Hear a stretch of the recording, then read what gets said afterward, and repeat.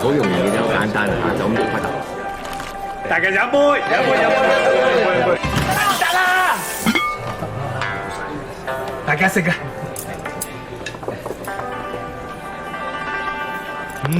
好嘢啊！好食啊！湯飲埋添。The English believe it's a slur on your host's food if you don't clear your plate, OK， whereas the Chinese feel you're questioning their generosity if you do. 快少啲啊！好，馬上嚟。 At HSBC, we never underestimate the importance of local knowledge,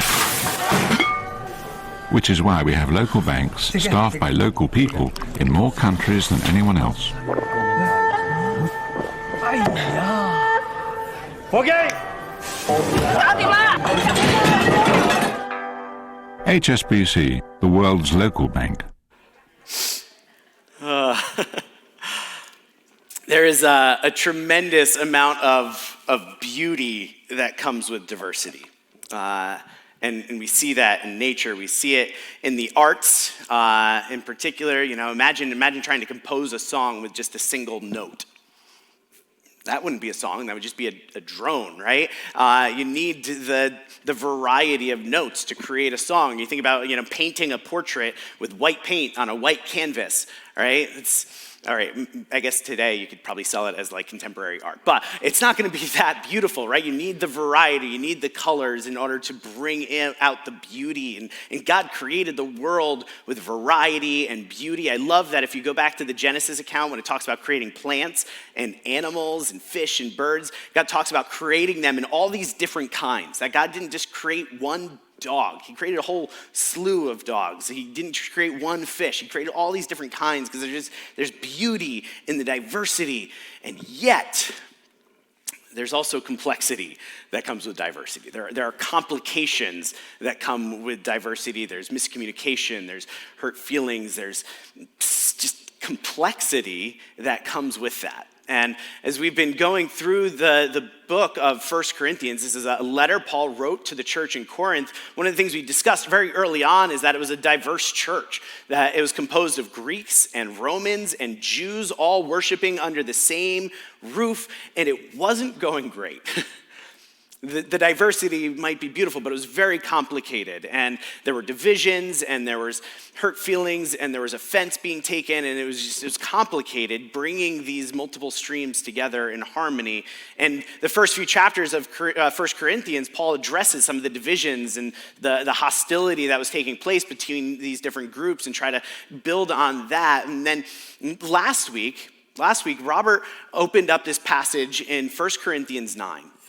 And in 1 Corinthians 9, Paul talks about being willing to actually lay aside his own personal rights for the sake of unity, which he kind of talks about in 1 Corinthians 8. And then in 1 Corinthians 9, he talks about putting aside his rights for the sake of the advancement of the gospel. And we're going to look at a little short passage today. Robert covered it last week, but it's the last 4 verses of Robert covered last week, beginning in verse 20 of chapter 9. And it's a kind of famous passage of scripture if you've been in church circles for a long time. It's this passage where Paul talks about becoming all things to all people. And as I was reading it and I was studying it this week, I realized that Paul, in this short little passage, was revealing a very thoughtful and a very nuanced approach to ethnic and cultural and racial distinctions that arise in our midst.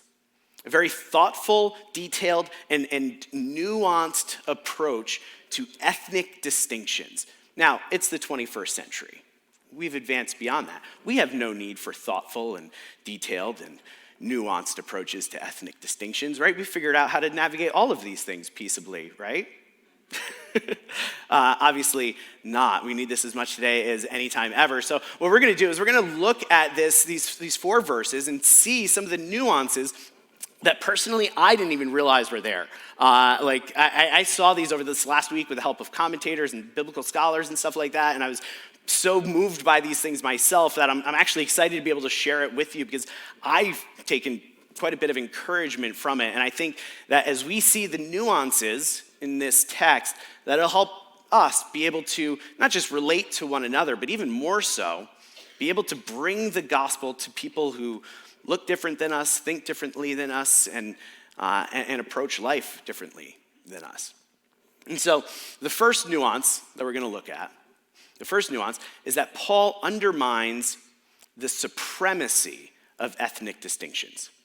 He undermines the supremacy of ethnic distinctions. Look what he says in verse 20. He says, "To the Jews, I became like a Jew to win the Jews. To those under the law, I became like one under the law, though I myself am not under the law, so as to win those under the law." So he talks about, like, to the Jews, he kind of ethnically becomes like a Jew, but he also, to those under the law, he kind of religiously becomes like one under the Jew in order to reach Jews. And this is a passage I've been familiar with for decades, and it never caught my attention until one of the commentators pointed it out. Paul is Jewish. Like, he is born and raised Jewish. How does Paul become like a Jew? How can he say, I become like a Jew? He is a Jew. Except for Paul.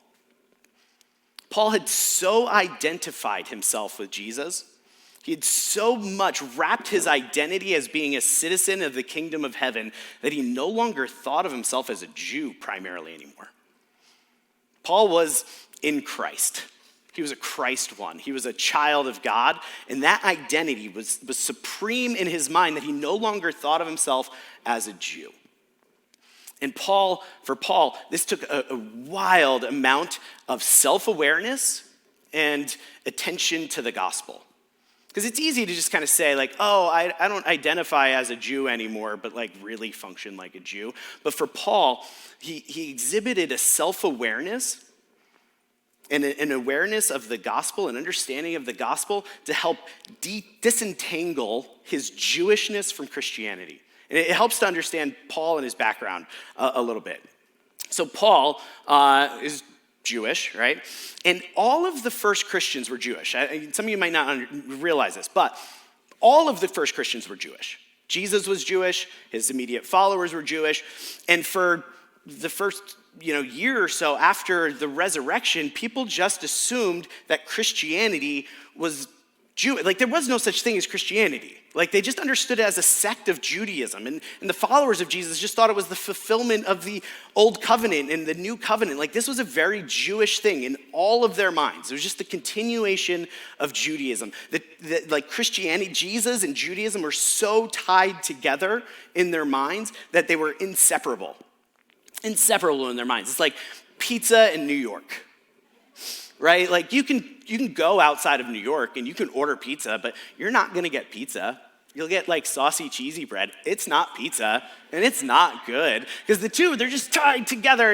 And for all of the first Christians, they assumed that Jews, being Christian meant you were also Jewish. Like, it was just the same thing. The two were inextricably tied together. And then Paul goes through this incredible conversion experience. Jesus shows up to him. You can read about it in Acts.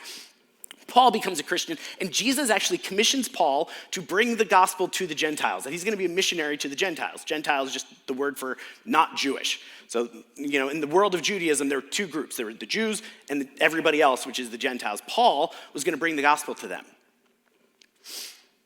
And Paul, he starts preaching the gospel pretty quickly after his conversion, but like persecution breaks out pretty quickly. And then he goes dark for 14 years. We actually don't know what he was doing for 14 years. But a decade and a half later, he shows back up on the scene. And he, at this point, just has a mastery of the gospel. Like, that is unparalleled. He just knows the gospel. And he has an unparalleled ability to disentangle his Judaism from Christianity. And I say unparalleled because when Paul started preaching the gospel to Gentiles, it raised some eyebrows. It caused problems. The other Jews in the midst were saying, wait a second, can you do that? Can this happen? It was such a big deal that they actually called a special council in Jerusalem because of how Paul was bringing a non-Jewish version of the gospel to the Gentiles. And they had this whole council in Jerusalem. You could read about it in Acts 15. And the initial reaction of the Jews was to say, of course people need to become Jewish in order to become Christians. All right? And one of the big questions was over circumcision. right? And so they're like, hey, do Christian men, Gentile men, do they need to get circumcised if they want to be a follower of Jesus? And the initial reaction of so many was, of course they do. And thankfully, for the adult Gentiles of that day, Peter says, wait a second, let's talk about this. Let's think about it. And they discussed it. And James, the brother of Jesus, he actually steps up and he says, it is my judgment, therefore, that we should not make it difficult for the Gentiles who are turning to God. That we have to be careful not to fuse together our cultural norms and our values that are part of Judaism that aren't a part of Christianity and add barriers to the gospel unnecessarily. And so there were certain things like sexual immorality and food sacrifice to idols. They said we need to uphold those things. But these other things like circumcision, we don't need to require that anymore under the new covenant. And so Paul took this very seriously, and he did the work. He did the work of identifying what was part of his Jewish culture and his Jewish norms and his Jewish values, the things that were contrary to the gospel that need to be just dismissed entirely, the things that were in line with the gospel that could be held on to, and the things that were neutral, that they weren't neither good or bad, but they weren't necessarily tied to the gospel, so he could kind of put them on and take them off. And he had to know those things about himself, because it is so easy to fuse our cultural norms with the message of the gospel. In fact, that's even an understatement. It's not easy to do it. It's really, really hard not to do it. And this is one of the biggest criticisms of the missionary movement throughout the last 500 years. And please don't mishear me. I love missionaries. I'm so grateful for the women and men who have gone throughout the world to bring the gospel to unreached people groups and giving their lives for it. Amazing, amazing stories. But one of the biggest criticisms of that is very often missionaries would come from the West, come from America or England, and they would go to unreached people groups around the world, and they would go with a fused theology where they fused their Western cultural norms with the gospel. So they didn't just come with the gospel, they came with the gospel and Western culture. And they told people they had to dress a certain way and eat certain foods and this and that, and things that were completely unrelated to the gospel. And it was harmful for the advancement, right? It was harmful for the advancement. And Paul saw that, and he realized, no. I need to do the work of disentangling my norms and values from my particular culture and ethnicity from those of the gospel, and recognize what belongs to the gospel and what doesn't, so that he can relate to Jews, his fellow Jews, when needed, but at the same time, he could see what was wrong. And let me say this. This didn't mean that the Jewish people didn't still have a special place in Paul's heart. They did. In fact, in Romans 9, look at what Paul says. He says, I could wish that I myself were cursed and cut off from Christ for the sake of my people, those of my own race, the people of Israel. So he picks up on the ethnicity, the race, the nationality of his own people. He loves them deeply, right? How many of you would say you would be willing to be cut off from Christ and cursed for your own people? He loved them so, so much. And yet, just a chapter later, he describes them as a disobedient and obstinate people.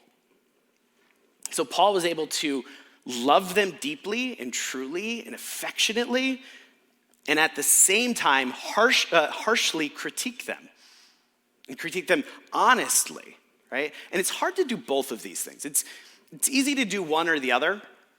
I think about even just being an American today, right?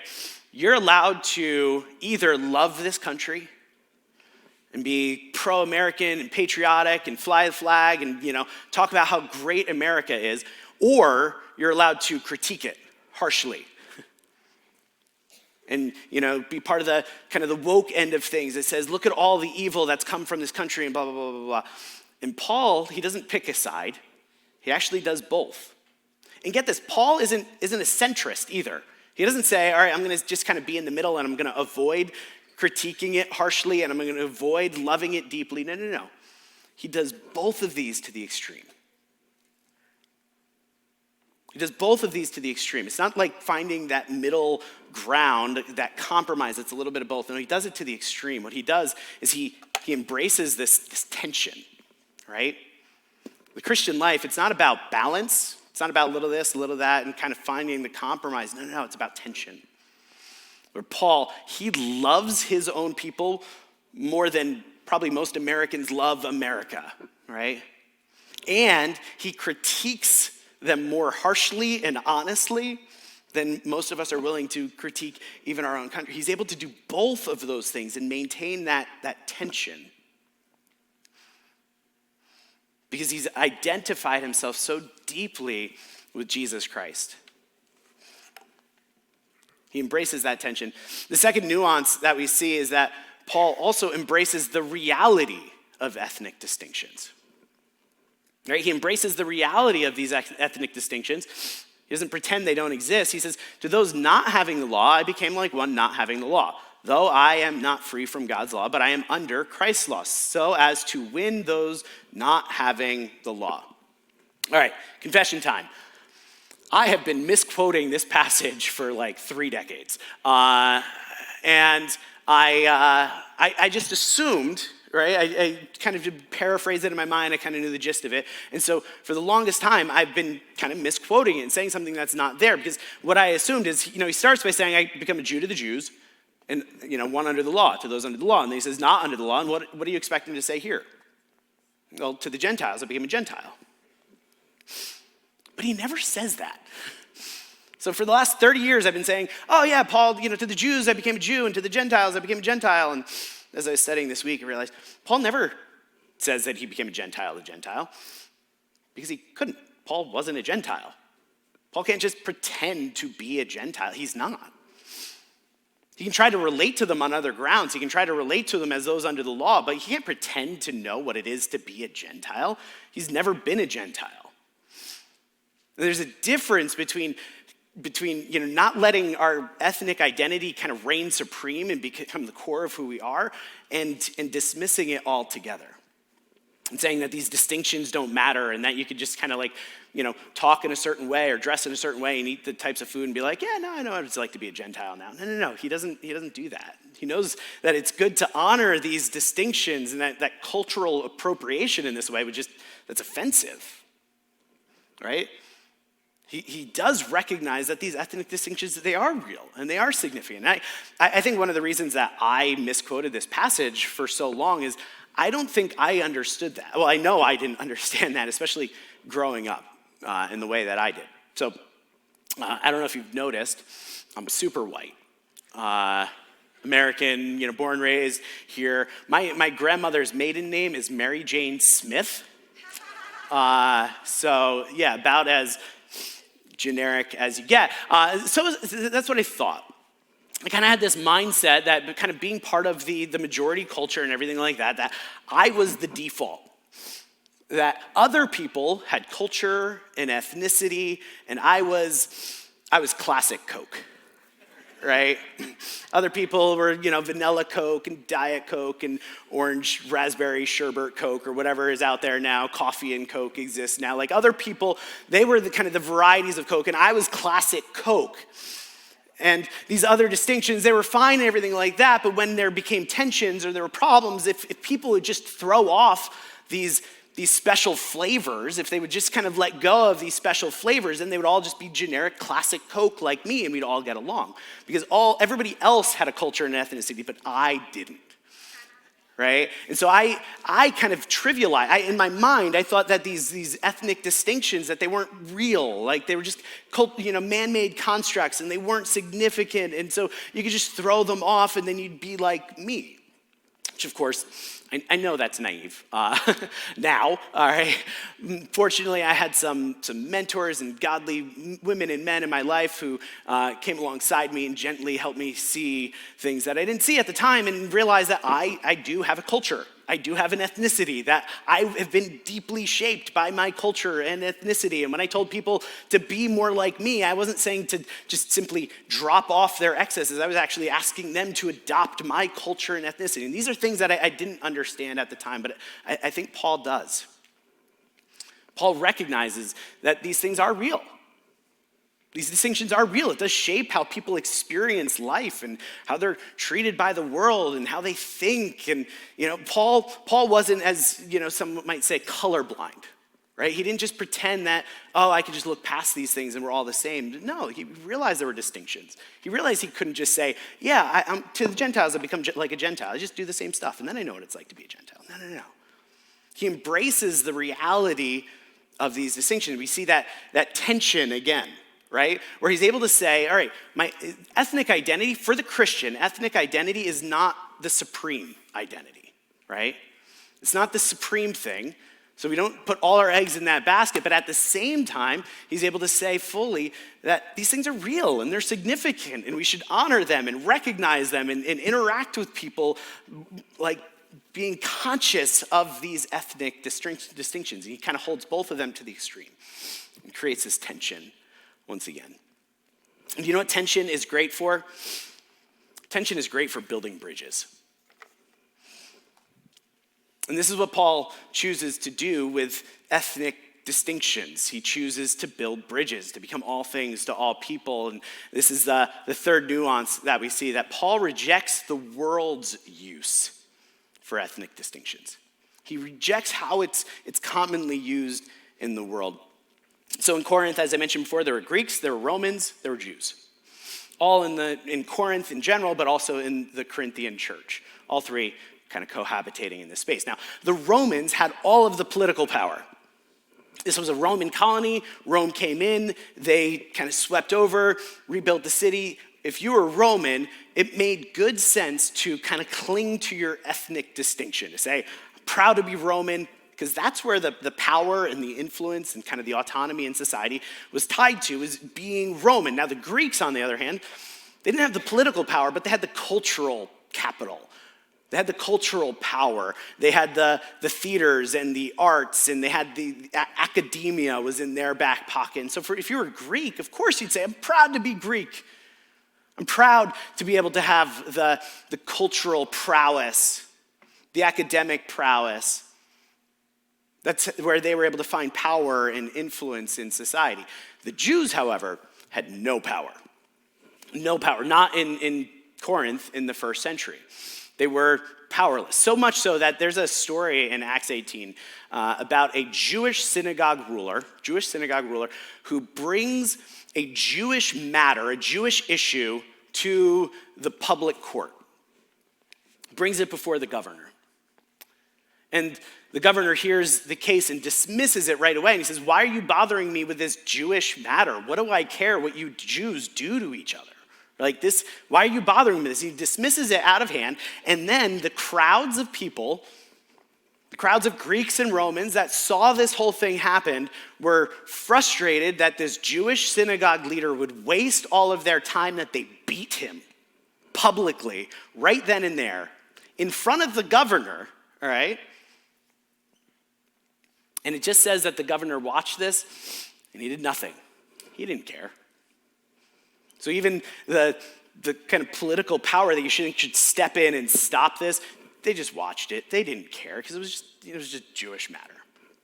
The Jews had no power in Corinth. And you would think, all right, if you're Jewish in Corinth, then what need for your ethnic distinctions do you have? Like, wouldn't you want to downplay them? Wouldn't you want to try to pretend maybe I'm not Jewish, maybe I'm just Greek or Roman, so that maybe you can identify with those positions of power and influence? But in your experience, do people groups that are minority people groups, especially ones that are oppressed, do they dismiss their cultural distinctions or do they cling to them more tightly?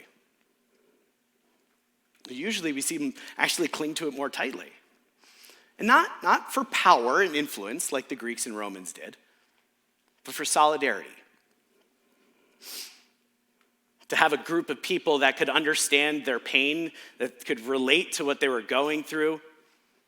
And here's the thing, whether you're a Greek and Roman, you were looking for power from your ethnic distinctions, or if you were Jewish and you had no power, but you were looking for solidarity from your ethnic distinctions, both groups of people were clinging to their ethnic distinctions for strength. One for power and influence, one for solidarity, but both of them saw their ethnic distinctions as an opportunity to find personal strength. to build up walls, to kind of fortify themselves, to either maintain their power and autonomy or to find that solidarity in suffering. And while everyone else was clinging to these distinctions for strength, Paul speaks into it, and Paul says, to the weak, I became weak to win the weak. Paul didn't have the need for clinging to ethnic distinctions for strength. He could have. He could have. The Jewish synagogue ruler who was beaten, his name was Sosthenes, and the Jewish matter that he brought to court was Paul. Paul was the problem. Paul came into Corinth and he was preaching the gospel, and Jews started leaving the synagogue and becoming Christians, and Sosthenes, the synagogue ruler, felt threatened. He was losing his power. He was losing his source of solidarity as people were migrating over to follow Jesus. And so he brings Paul to court, hoping that the Corinthian governor is going to kick him out of town or beat him or do something to just stop Paul from stealing his power. And then Sosthenes is beaten. The governor watches, nothing happens, and the story ends. We actually don't know what happened next. And I'm curious what Paul did in that moment. Paul, even though he's Jewish, he was a Roman citizen, which was rare to come by, like a Jewish Roman citizen. But as a Roman citizen, he had a lot of power in this moment, a lot of strength. He just kind of show his citizenship card and he would be in the clear. And maybe he did that. Maybe he just said, hey, I'm a citizen, don't touch me. Maybe he just snuck out quietly and he retreated back to his little church that was starting to form, and some other Christians to kind of find solidarity in the midst of the struggle, and that's possible as well. But I doubt he did either one of those things. I have a feeling in that moment, Paul, he chose to become weak and to identify with Sosthenes in his weakness. And I don't know what happened, you're right. But there's reason why I believe he did. And it's because of how 1 Corinthians starts out. 1 Corinthians, the whole letter to the Corinthians, it starts out with Paul saying this. He says, Paul, called to be an apostle of Christ Jesus by the will of God. All right? So he's writing this letter to Corinth. Paul, called to be an apostle of Christ Jesus by the will of God. And our brother Sosthenes. Sosthenes, the guy who was losing his power and freaking out, and he tried to accuse Paul and get Paul beaten. Sosthenes gets beaten. And somewhere along the way, whether it was Paul or it was another Christian, somebody said, it's a scary time to be Jewish in Corinth.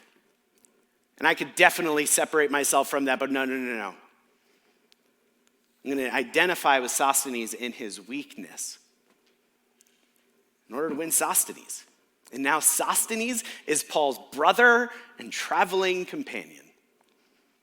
Because Paul decided, look, I don't need to cling to these things for power or strength or solidarity. And look, I'm not saying, especially, it's easy for me as part of the majority culture to kind of downplay solidarity. I'm not doing that. I'm not saying there's anything wrong with clinging to ethnic distinctions for solidarity.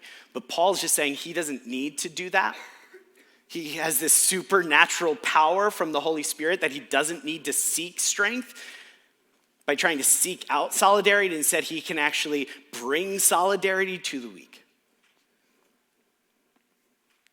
And the Spirit gives him that power to hold this tension and not snap, to not buckle under it. And while everybody else is using their ethnic distinctions to build walls, to find strength, Paul starts to build bridges.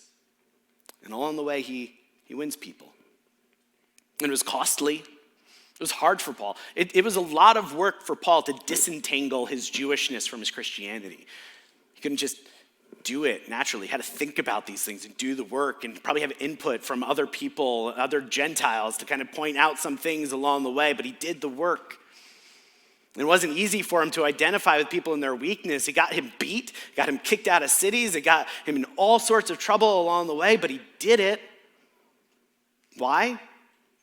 Well, he says, I become all things to all people so that by all possible means I might save some. Paul really loved people, and he really did believe that that God is going to judge the world. I know it's not super popular to talk about, but as Christians, I mean, you can't be a Christian and not believe this. It's just kind of core to being a Christian, right? If there is no judgment, then Jesus dying on the cross for us, all of that is meaningless. Like, that's why he came, to rescue us, to save us. And Paul believes that. He believes that Sosthenes was going to spend eternity apart from God. And so he says, I'm going to be weak. I'm going to hold that tension. I'm going to be stretched. Because he really loved people. He also really loved Jesus. He finishes out, he says, I do all this for the sake of the gospel. And he says that I may share in its blessings. And this is, the Greek here is weird, all right? It's a weird sentence, and it's a little clumsy. And so it actually, a literal translation from the original Greek, it says, I do all this for the sake of the gospel that I may participate in it. All right, I might participate in it. In some translation says, share in its blessings, but it literally says participate in it. And D.A. Carson, he's a New Testament scholar, he talks about what Paul means when he says, I want to participate in it. Paul wanted to be a part of the gospel. Like, he wanted to be a part of the gospel going to people, but he also Paul was so wrapped up in the gospel. His life, he was a beneficiary of the gospel. His life was so radically transformed. He thought this was such good news that he would do anything he could to just be a part of it. He loved Jesus so much, and he saw what Jesus did for him, that he just wanted to emulate Jesus. Like in one passage of scripture, Paul talks about how if he could, he would be poured out like a sacrifice, just like Jesus, if he could be, because he just wanted to be a piece of the action. And he says, I can't, he knows he can't be Jesus to anybody. Only Jesus can be Jesus, but he wants to be as close to the action as possible. And Paul looked at Jesus, and he saw that Jesus was utterly distinct from us. Utterly other, separate, distinct from us. And he had all the power and all the authority, and yet he chose not to use that power and authority for his own advantage. And he made himself nothing so that he could identify with our weakness. So Paul saw Jesus do this for him, and Paul says, I want to do that. I want to be like Jesus. I want to see whatever power, influence, or whatever I have, whatever strength I could cling to, and say, I don't want to hold on to this. I don't want to grasp this any longer. I want to let it go. So I can identify with people in their weakness, so that maybe I could be a part of the gospel advancing in their lives. I can see people saved through this. And it is hard work, but I do believe that if we start to do this work and increasingly do this work, that not only will we get to see some people saved along the way, but we'll also start to look more like Jesus. In this community, right here at Beacon, but in our broader community as well, being this demonstration of the gospel, where people get to look at you and be like, oh, that's what Jesus is like.